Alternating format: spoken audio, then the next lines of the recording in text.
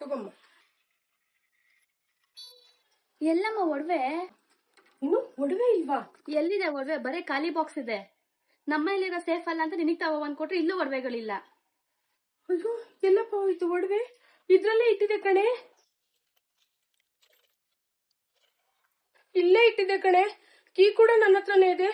ಎಲ್ಲೋಯ್ತಪ್ಪ ಒಡವೆ? ಅಮ್ಮ, ನೀನ್ ಅಲಿ ಏನು ಅಂತ ನಿಂಗೆ ತುಂಬಾ ಚೆನ್ನಾಗ್ ಗೊತ್ತು. ಒಡವೆ ಇಲ್ಲೇ ಇಟ್ಟಿದ್ದೀನಿ, ಎಲ್ಲೂ ಹೋಗುತ್ತೆ. ಅದೆಲ್ಲ ಗೊತ್ತಿಲ್ಲ, ನಂಗೆ ಒಡವೆ ಬೇಕು, ಇವಾಗ ಕೊಡು ಅಷ್ಟೇ. ನಡಿ, ರೂಪನ್ ಒಂದ್ ಮಾತು ಕೇಳೋಣ. ರೂಪ, ಲಾಕರ್ ಅಲ್ಲಿ ಇದ್ದಿದ್ ಒಡವೆ ಏನಾದ್ರು ನೋಡಿದ್ಯಮ್ಮ? ಒಡವೆನಾ? ಯಾವ ಒಡವೆ ಅತ್ತೆ?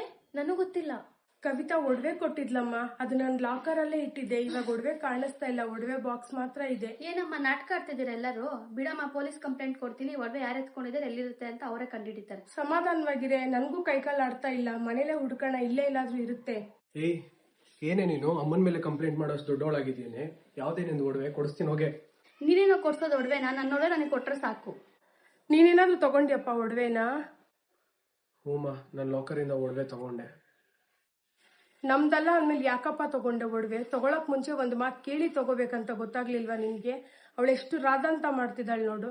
ತಪ್ಪಲ್ವಾ ನೀನ್ ತಗೊಂಡಿದ್ದು? ಹೌದಮ್ಮ, ಸಾರಿ, ತಪ್ಪಾಯ್ತು. ನಾಳೆನೇ ಅವಳು ಒಡವೆ ತಂದು ಕೊಡ್ತೀನಿ.